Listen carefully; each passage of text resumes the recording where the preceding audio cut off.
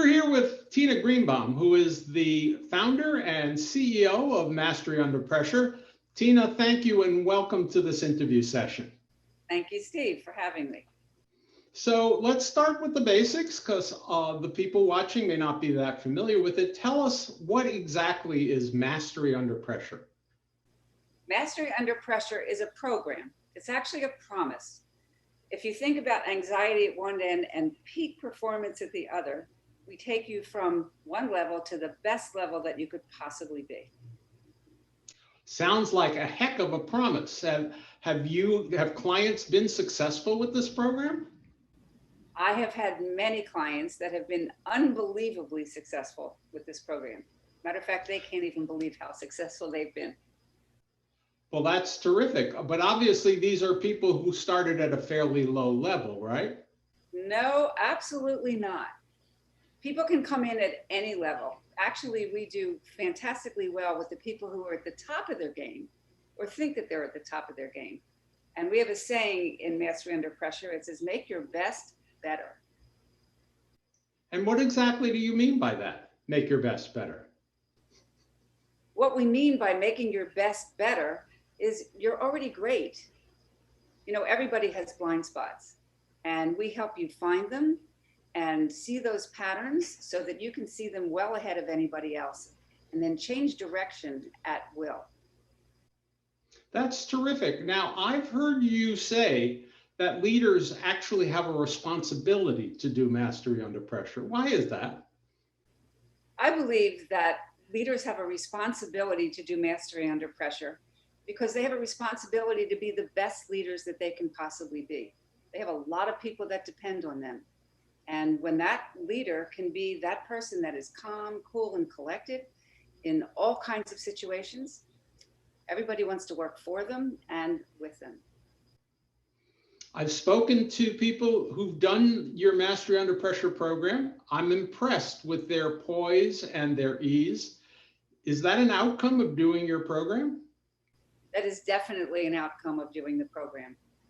The way that we like to think about it is you actually have to learn how to calm down your body so that your mind can be very, very, very clear. Well, why do you call it Mastery Under Pressure? We talk about stress and we talk about pressure, and people sometimes get them a little bit confused.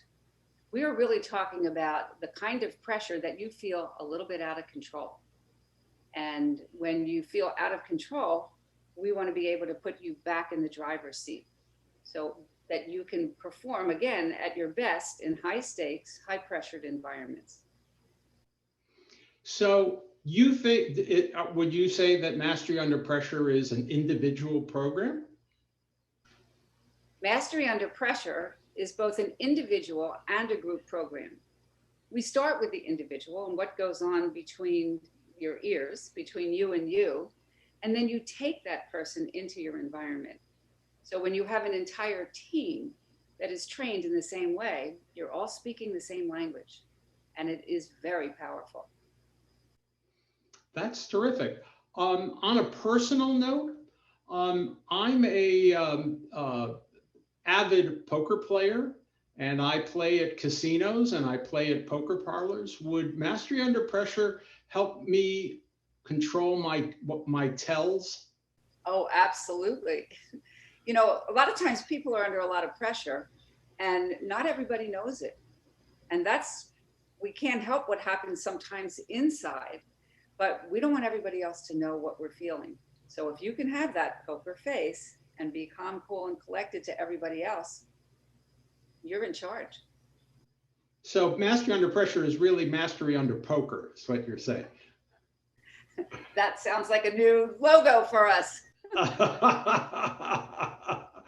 What about people who are really, really good at, like, they're your top salesperson, but you don't ever want to bring them to an in-office meeting? Tell us about those people.